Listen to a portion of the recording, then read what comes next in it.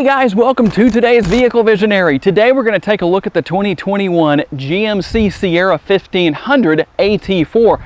And if you're looking for a truck that offers a wide variety of power plant options that obviously will coincide with a wide variety of towing and payload options, well, you can obviously choose from a multitude of features there that will fit your personal needs. You will also find that the interior, thanks to the long cab and its layout, is very spacious and very comfortable, especially for the rear seat passengers, something you don't always get in a truck. For 2021, the double cab configuration is no longer available on the SLT or AT4 trim levels. Apple CarPlay and Android Auto are now offering wireless connectivity, and this is part of the fourth generation of the Sierra 1500 that was introduced in 2019.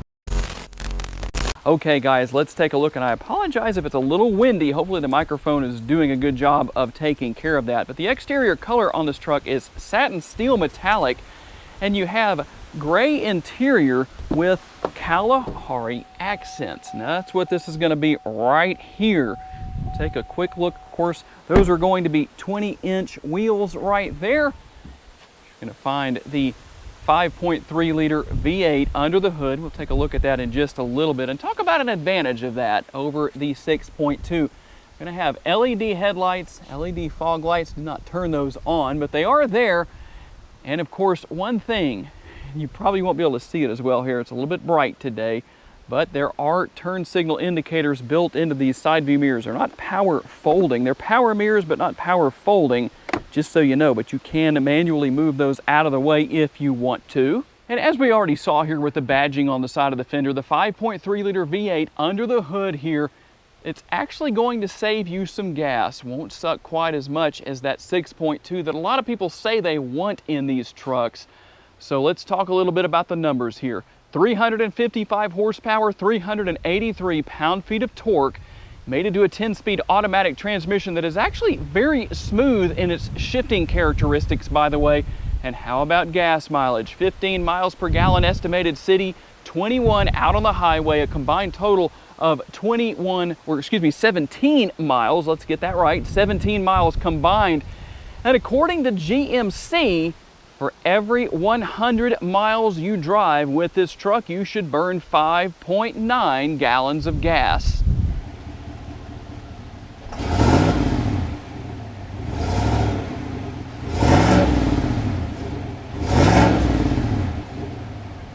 Let's talk a little bit about functionality. Something that was introduced for the 2019 model year that I think is really good is the step right here that's part of the bumper. You can get your foot in there a lot further than you used to be able to, so that makes for a little bit more of a sure-footedness experience, but that's not the best way to get into the back of this truck. So let's talk about the tailgate here. This is the Multi-Pro tailgate, and there's a couple of different things you can do here, quite a few different things you can do here.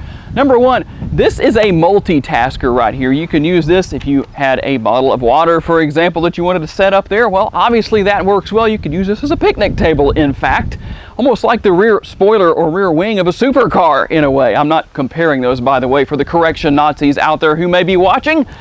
And that's not all. Of course, you could use this area to set a piece of wood or something you need to trim up there just to give it some stability, maybe clamp that down or something like that.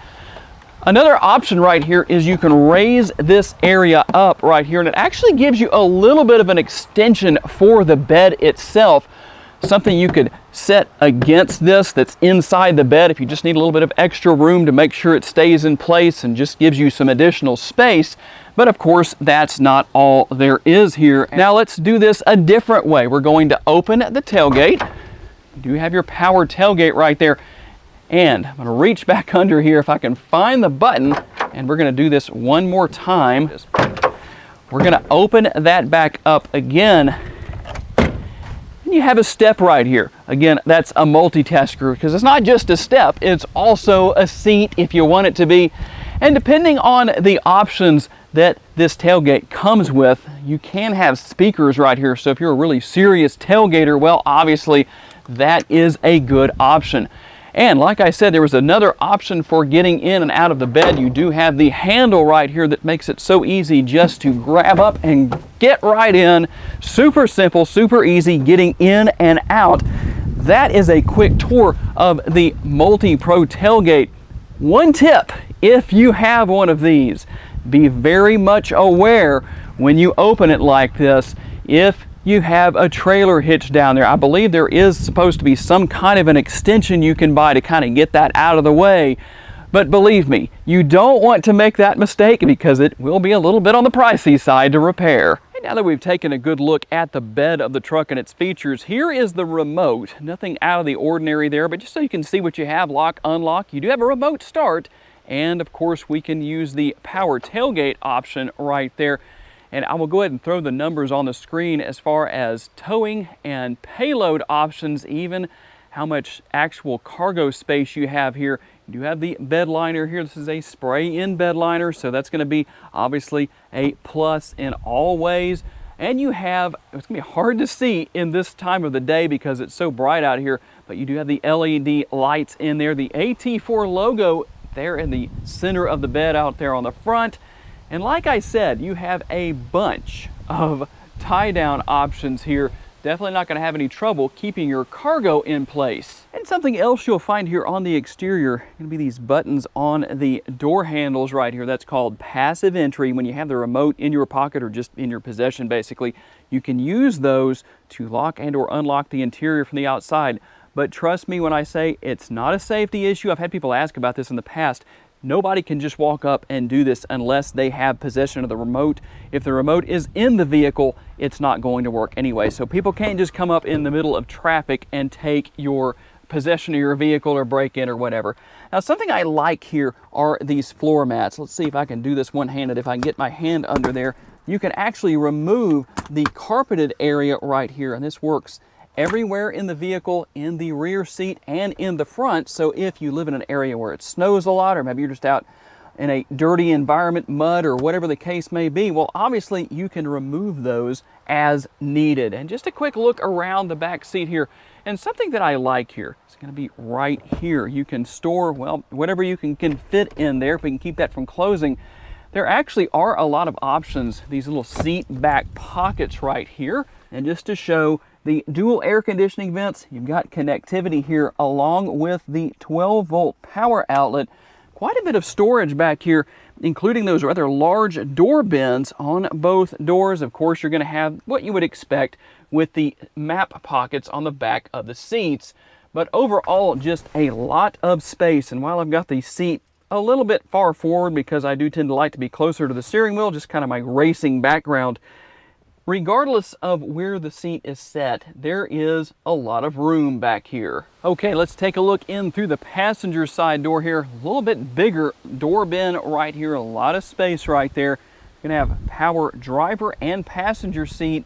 And on the door sills right here, you're gonna find the AT4 logo, part of your floor mat set, at least the rubber part here, or plastic, I guess it's more of a plastic material that the carpet is inset into. You're going to find that GMC logo and your upper and lower glove boxes. Quite a bit of storage space here throughout the interior of this truck.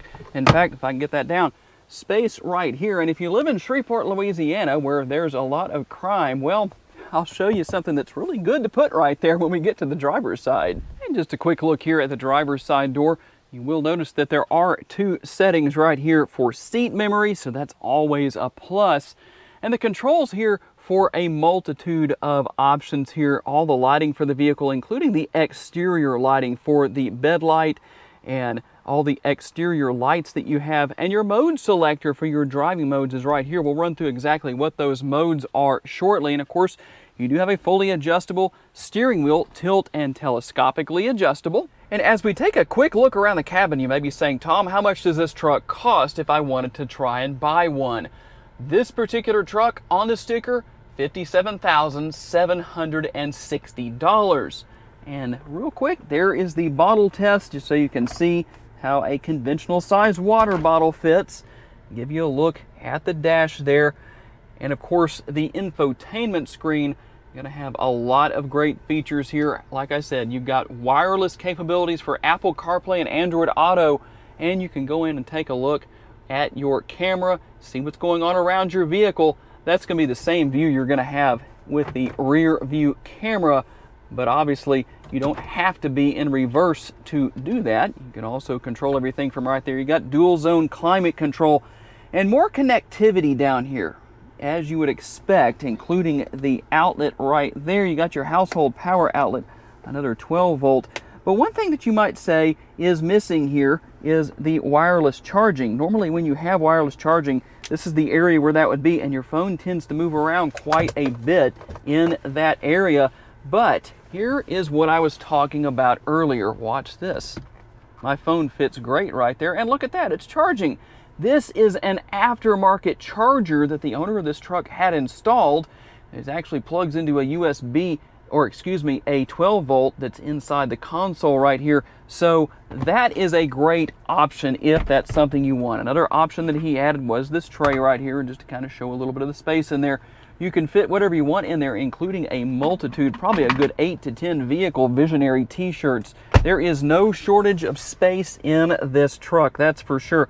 And just a quick look at your steering wheel mounted controls. You've got voice commands, all the controls for your heated steering wheel right here. Something we don't need on a day like this, even though it's late October. It's still in the mid to high 80s, cruise control, all that kind of stuff. Everything very easy to learn here. If you are going to buy one of these trucks for the first time and you've never had one and you're saying, I'm scared of all that technology, don't be. Chevrolet, GM in general, their technology is some of the absolute easiest to learn in the industry. All right, out here on the quick test drive, this truck runs really well for the engine that's in it. Let's drop the hammer one time.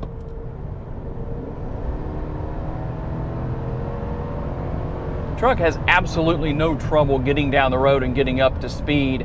I realize this 6.2 liter is definitely making more horsepower, but again, it really comes down to your situation. The owner of this particular truck with this engine under the hood, it's actually what he sought out because he wanted to have something that had decent gas mileage, but still a V8 under the hood.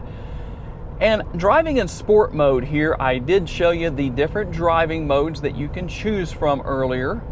But overall, this is just a very enjoyable truck to drive. And you know, for all the people out there that complain about the Honda Ridgeline, and I know that's not comparing apples to apples, but say it's not really a truck, that's really a mid-sized truck is what it is. But if you're looking for more of a typical truck feel, this one will definitely do it for you. Well, one thing I noticed, I talk about this a lot, you know, we can do the test drive here in these car review videos, truck review videos, whatever you want to call them. Hey, that truck in front of us, he actually bought the turn signal option. He opted to spend a little bit of extra money on his truck. Kudos to him. For those of you who watch me regularly, there is your laughing moment of the video, because I know y'all like to hear my sarcasm about bad drivers. It's very unusual to find somebody in the Shreveport area who uses their blinker. Anyway, back to what we were talking about. In my research of this truck, one of the things that I saw others saying is that the brake pedal takes some getting used to. It's not as manageable, is basically what they said. So what does that ultimately mean? That means that it may not respond as well to the touch of your foot, but you really have to drive a vehicle for yourself to draw your own conclusion on things like that, because I'm going to tell you the opposite of what others might have said in their videos as far as the sensitivity of the brake pedal. How user-friendly is it? Kind of a strange thing to say about a brake pedal probably, but honestly I find that it didn't take any effort to adjust to. Now that could be just based on other vehicles I'm used to driving on a regular basis, I don't know. But that's my feedback on that. But overall, this is a nice truck to drive. Of course, you've got a lot of different safety features. We hadn't really listed those or talked a lot about those, but there are several different safety features to help out just the day and age that we live in. But overall, this is a very enjoyable truck to drive. I haven't daily driven a truck of this size in almost a year. I went to a smaller SUV about a year ago, but it was no big deal to hop into this truck and drive. I drove it a good bit further than what I normally do on my drives, because of where I picked it up, where the owner lives, and driving it back up here to Northwest Louisiana, or to Shreveport, I should say. We're still in Northwest Louisiana regardless of where I'm going. I actually picked it up down in Stonewall. But overall, I must say, I like this truck. It's good. And even though there's a lot of people out there that are going to say that the interior is antiquated, the infotainment system is outdated and all this kind of stuff, you can make your own decisions on that.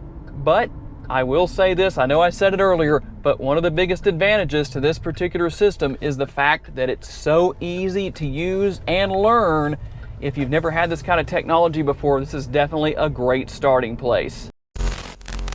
And that is a quick tour of the 2021 version of the GMC Sierra AT4. Got to say a special thanks to my buddy who loaned me this truck for the day.